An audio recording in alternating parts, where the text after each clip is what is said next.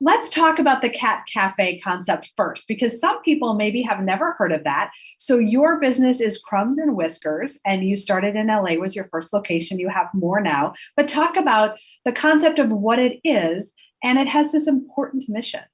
Yeah, we actually started in DC and LA Oh, was you the did. second location. Yeah, and basically I've been a huge animal lover my whole life, and in my teens in the US, and I grew up in India where the whole stray animals thing works very differently. But in my teens when I moved to the US, I volunteered at, a lot of different animal shelters, and one of the things that was really heartbreaking for me was that um, animals would get euthanized just when they ran out of space. So, like, the animal was perfectly healthy and adoptable and, had a long life ahead of it. But if a shelter only has 50 cages, let's say, and there's new cats and they're all taken, and now there's new cats that they have to take in, well, then they have to free up some space. And so I don't know, I was just very upset by that at the time. And I mean, I still am. And it really was heartbreaking for me. And so I kind of thought that, when I grew up or got older, I would help. I don't know, I would just help reduce euthanasia. But you can have these ideals and these beliefs, but it's like, how do you actually turn that into something real? And how do you, actually do that? That's the trickier part, I think. Not that we can't figure it out, it just takes some figuring out. And I didn't really know the answer to that question in my teens. And then fast forward, I went to school, I studied business, and I really fell in love with the idea of social entrepreneurship. The idea that you can, your business is not about a product and a service, and that's the end of the story. It actually uses a product or a service to give back and to benefit a cause. And I was like, that's really cool, because when I worked in nonprofits, there wasn't really a lot of creativity or innovation. So I was like, we could be in a creative, innovative space and give back. And so my wheels had just kind of been turning on how to help animals through business. Again, still didn't really know the answer. Sometimes it takes years, right? And then I went into consulting, and that was like slowly just eating me alive. And then was when I found the answer, was like 2 years into consulting, when I just took a backpacking trip to Thailand because I was so sick of my job. And I went to a cat cafe there. I just kind of ran into a cat cafe, and I remember just like walking into the cafe, and I felt like I was inside the answer to the question, like I was physically inside the answer. So it was really cool. And it was this cool moment of like, oh, here's how I do it. Like, we can pull cats who are at risk. In Thailand, the cat cafes, the cats just live there. There's really no like adoption or component to it. But in the way I envisioned it, it was we could pull cats who were at risk of being euthanized and house them at the cafe, and then people could drink coffee, and if they fell in love they could adopt them. Because I remember when I was at the Thai cat cafe, there was this cat that I was like, I mean, if I didn't live in the US, I would take you back with me. And so I just thought it would be so cool that people, if they fell in love with a cat, they could actually take that, cat back with them. So that was a very long-winded answer to your question. It's fantastic because you really gave window into a few different things. How do you start with the passion first and the business second? Mhm. Number one, I think most people think business, and then if they start something and they're doing it for, say, the number one thing is money, and there isn't the passion, or there isn't the purpose, it just doesn't fill them up. But for you, it started with like, this problem I'm passionate about. Then you went to a place to fill your bucket and to just do something. And I'm sure your just headspace was more creative and more open to new things because you were away from your job that you hated, and you walked in and went, okay, here's now I all the pieces are coming together, and it clicked. How soon from when you walked into that cat cafe in Thailand till you opened yours in DC? Oh my gosh, yeah. So it was my 24th birthday was the exact day that I was in the cat cafe in Thailand. And then we opened, which is September, and then we opened in June the next year. So I can't do math in my head. Just what, 6 months plus like three, 9 months? It's pretty. I mean, it's pretty fast, really. It's really weird. I've never thought about how it's like the same amount of time as a pregnancy. I'm sorry. My brain was just like, that was very strange. It was like I actually had a child. Yeah, no, it was really, really fast. I think like for me, I know I have a lot of insecurities that I struggle with and a lot of fears. And so like one of the ways I deal with it, I don't know if this is healthy, is I just kind of am like, I'm just going to do this really, really, really fast. So I don't have time. Like by the time my fears and insecurities catch up to me, it's already happened, you know? And so anyway, so I just kind of dove into it and I was just trying to stay like one step ahead of the voices.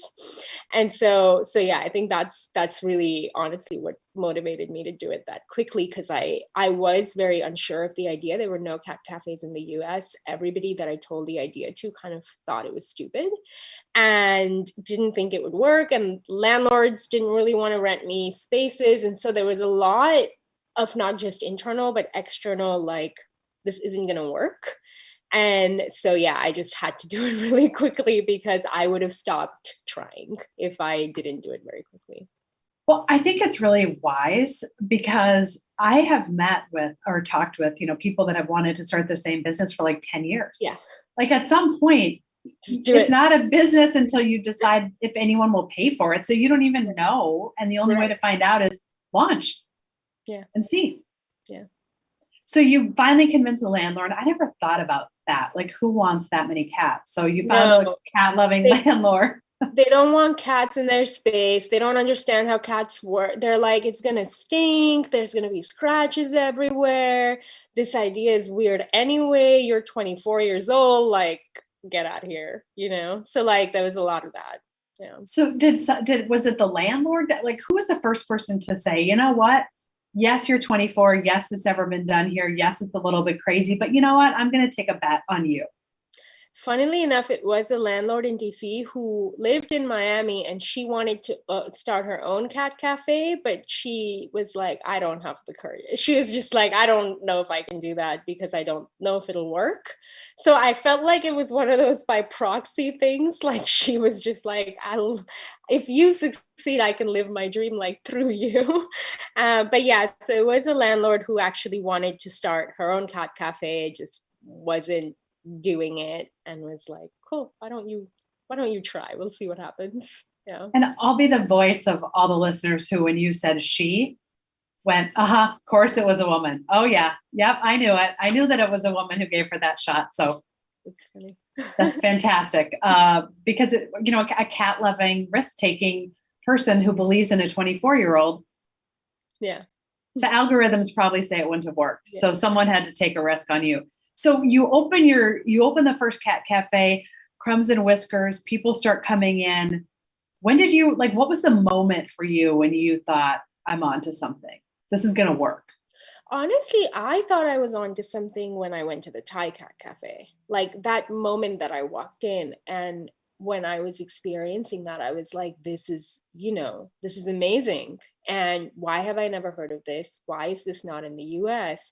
Amazing. I've got it. I finally got it. Like I really truly felt like that. And then it was like a lot of doubt. But yeah, I would say like for me, it wasn't, I mean, there were definitely really cool moments. Like I remember when we first opened our booking system to book, it was like crashed for like 48 hours. And then the first time I logged back in, we went from 0 to 22K in sales. And these are like $8 tickets. They're not like that expensive, so there's a lot of sales. And so I had like moments like that. And on our first day of opening, there was like a line around the block, and we were like, we're fully booked for like the month. So these people are going to be very disappointed. And in fact, one person was so disappointed, she broke down the door, and I had to learn how to fix the door because we had cats. Seriously? Yeah. That's aggressive. People who, sometimes angry people it's interesting, but yeah, so there were definitely a lot of moments. But I think like I felt it when I went into the cat cafe. So I felt it far before I think the company, my business like became quote successful. So people aren't familiar with the concept. You sign up for a spot, you have a certain amount of time you're there, and then you can buy coffee and that sort of thing. But what you're really paying for is the time to be in the space. You have a window. Exactly. Yeah, we limit the number of people we allow because we don't want to overwhelm our cats. We want it to be a safe like environment for them. And so we just kind of work on a time basis that it's an amount of time that you spend with them, and you drink your coffee, you play with cats, and if in that time you fall in love with the cat, you can apply to adopt or just stay longer. And yeah. How many cats have you adopted so far? Gosh, I haven't looked at our number, which is so embarrassing, in like 3 weeks. I feel like it's above 1,800 cats, but I don't know if it's like 1857 or Right. 1873. Like, I don't know what that is, but it's above 1,800. So almost 2,000, we'll say. It's almost 2,000 cats. How does that make you feel? Do you take the time to take a step back and say, you know what, as a teenager, I had this dream and I'm doing it and I'm making a difference for these animals? Honestly, I'm working on that in therapy. I have this thing where it's very hard for me to acknowledge anything positive about myself or take in anything positive.